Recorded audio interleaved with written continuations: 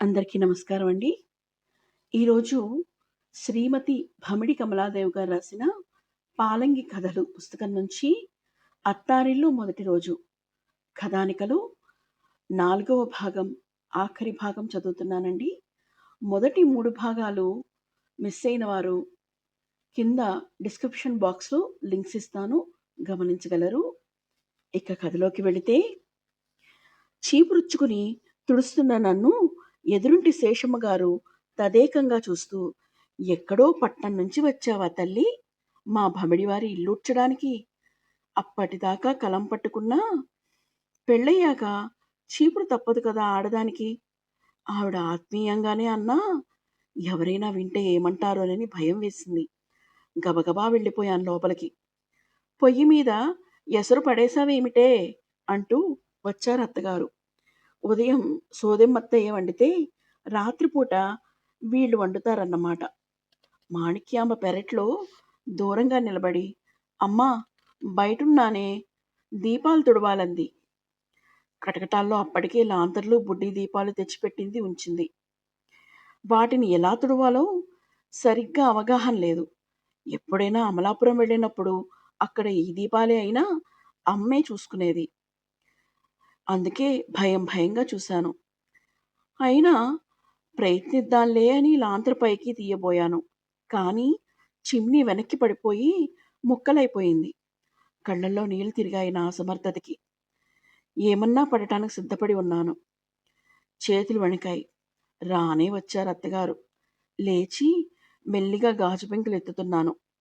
ఈలోగా సాయంత్రం పాలు పితుక్కుని వచ్చారు మామగారు. కాస్త అలవాటయ్యేదాకా మీరెవరైనా చెయ్యొచ్చుగా, పిల్లలెవరూ కనబడరేం అన్న మామగారికి, పిల్లలంతా రామాలయం దగ్గరికి పోయారు ఆటలాడటానికి. సరే, మీరెళ్ళి కావయ్య కొట్లో చిమ్నీ తీసుకురండి అన్నారు. బిక్కు బిక్కుమంటూ తలంచుకుని గోడకు ఆనుకుని నుంచున్నాను. చీపురు పట్రా, ఈ గాజు పెంకులు తుడిచి మరీ పారపోయాలి అన్నారు. ఒక్క ఉదుటున వెళ్ళి పూతిక్లీన చీపురు తెచ్చి వాటిని కాగితం మీదకి జాగ్రత్తగా ఎత్తుతున్నాను. ఈలోగా ఆవిడే గబగబా చిమినీలన్నీ తుడిచేశారు. కిరసనాయిల్ అన్నిట్లోనూ ఉందిలే అనుకుంటూ.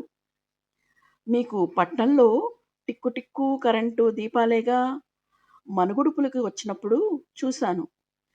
బొత్తిగా అలవాటు లేకపోతే లాంతర్లు తుడవడం కష్టమే. నా 14వ ఏట కాపురానికి వచ్చినప్పుడు నేను ఇలాగే బద్దలు కొట్టేదాన్ని చిమ్నీలు. పాపం మీ మామగారు ఒక్క మాట అనకుండా కొత్తవి కొని పట్టుకొచ్చి తనే తుడిచేవారు మొదట్లో. తర్వాత తర్వాత నాకు అలవాటయింది. ఒక్క క్షణం అది వ్యంగ్యమా అనిపించింది. కానీ గొంతులోని ఆ మార్ధవం ఆత్మీయంగానే అన్నట్లని వినిపించింది. ఆవిడ కూడా తన గతాన్ని గుర్తు చేసుకుంటున్నారన్నమాట. ఏమైనా నా గొంతులోని మార్ధవం నాకు ఆశ్వాసన కలిగించింది. అయినా నా భయం కానీ, ఆవిడ మాత్రం నన్ను అభిమానించకుండా ఎలా ఉంటుంది? ఆవిడ కంఠంలోని కరుకుదనం వల్ల నాకలా అనిపించింది కాబోలు. ఏమైనా మొదటి రోజే ఆవిడ గురించి భయపడటం తప్పు. ఇక ఒకే ఇంట్లో కలిసి బతకవలసిన వాళ్ళం. అయినా అభిమానం పంచితే అభిమానం లభించక మానదు. ఈలోగా పెత్తనాలకెళ్ళిన చిన్నాడబడుచు, తక్కిన వాళ్ళు ఒక్కొక్కళ్ళే వచ్చారు.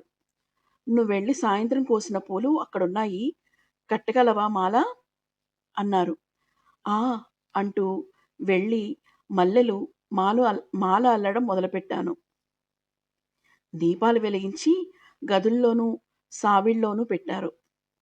అల్లిన దండ చూసి ఆడబడుచు, వదినా, నీకు పూలదండ అల్లడం బాగానే వచ్చే అంటుంటే, అత్తగారు వచ్చి ఆ దండ తుంపి పెద్ద ముక్క నాకిచ్చి తను కొంత పెట్టుకుని మిగిలినది గిన్నెలో పెట్టి మూతవేసి తులసికోట దగ్గర ఉంచారు. పొద్దున్న స్కూలుకెళ్ళే పిల్లలు పెట్టుకుంటారని. కంచాలు పెట్టు, పిల్లలకి అన్నం పెడదాం. పిల్లలు భోజనాలయ్యేసరికి మామగారు, వాళ్ళక్కగారు పెరటి గుమ్మల్లోంచి వస్తున్నారు. ఇప్పటిదాకా సోదెమ్మత్తయ్య వాళ్ళ పెద్ద తమ్ముడింటికెళ్ళారన్నమాట. వదినగారు మడికట్టుకుని ఉప్పుడు పిండి చేసుకుంటారా? పచ్చిమిరపకాయలు తరిగివనా? అన్న అత్తగారికి అక్కర్లేదు సుబ్బులు, మా పెద్ద మరదలు చేసింది. ఇప్పుడే పెద్ద తమ్ముడితో పాటు తినేసి వస్తున్నా అన్నారు. అక్కతో పాటు నాకు పెట్టేసింది వదిన. ఇంక నాకేం వద్దు. కాస్త మజ్జిగ ఇయ్యి చాలు అన్నారు మావగారు. అప్పటికే దూరంగా మాణిక్యాంబకి అన్నం పెట్టడం అయ్యింది. ఇహ మేం ముగ్గురం ఉన్నాం. ఒరేయ్ అబ్బాయ్! ఎప్పుడో బాగా పొద్దుపోయాక కాదు. నువ్వు కూడా వచ్చేయ్ వడ్డించేస్తాను అన్న అత్తగారి మాటలకి సరేనంటూ వచ్చేశారు. నువ్వు రా కమలా అన్నారు. ఈలోగా చిన్న వంటింట్లో ఉన్న ఆవకాయ జాడీ తేవడానికి నే వెళ్తే చేత్తో దీపం బుడ్డి పట్టుకుని వచ్చింది హేమ. దీపం ఇలా తే హేమ, ఈవేపు చీకటిగా ఉంది అంటూ దీపం తీసుకుని ఆవకాయ జాడి అందుకున్నాను.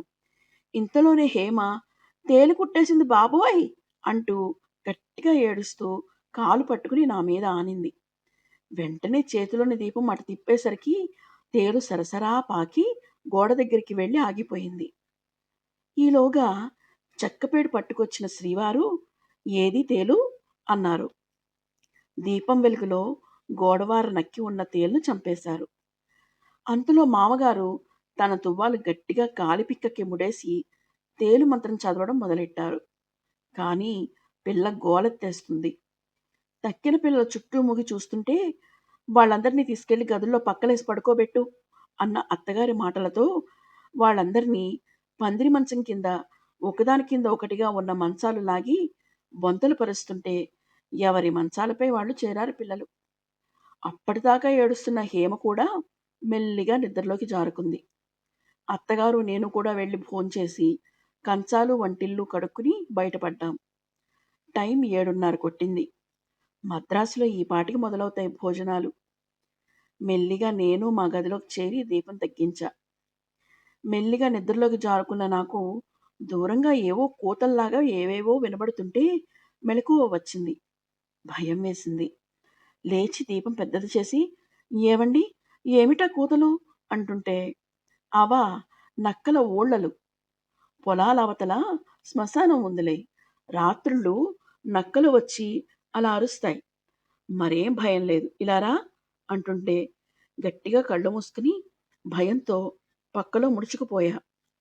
నీవే తల్లివి తండ్రివి, నీవే నా తోడు నీడ, నీవే సఖుడవు, నీవే గురుడవు, దైవము నీవే నా పతియు గతియు నిజముగ కృష్ణ అనుకుంటూ పార్థసారథిని కన్నుల ముందుకు తెచ్చుకోవడానికి ప్రయత్నించా. మొత్తానికి అత్తవారింట్లో మొదటి రోజు గడిచింది. హమ్మయ్య, స్వస్తి. ఇదండి, ఇక్కడితో అత్తారిల్లు మొదటి రోజు కథ పూర్తయింది. ఇది కథానిక కాబట్టి 4 భాగాలుగా చదివాను. ఇది 4వ భాగము. మొదటి 3 భాగాలు మీరు మిస్ అయినట్లయితే కింద డిస్క్రిప్షన్ బాక్స్లో లింక్ ఇస్తాను, వినగలరు. కథ నచ్చినట్లయితే లైక్ చేయండి, షేర్ చేయండి.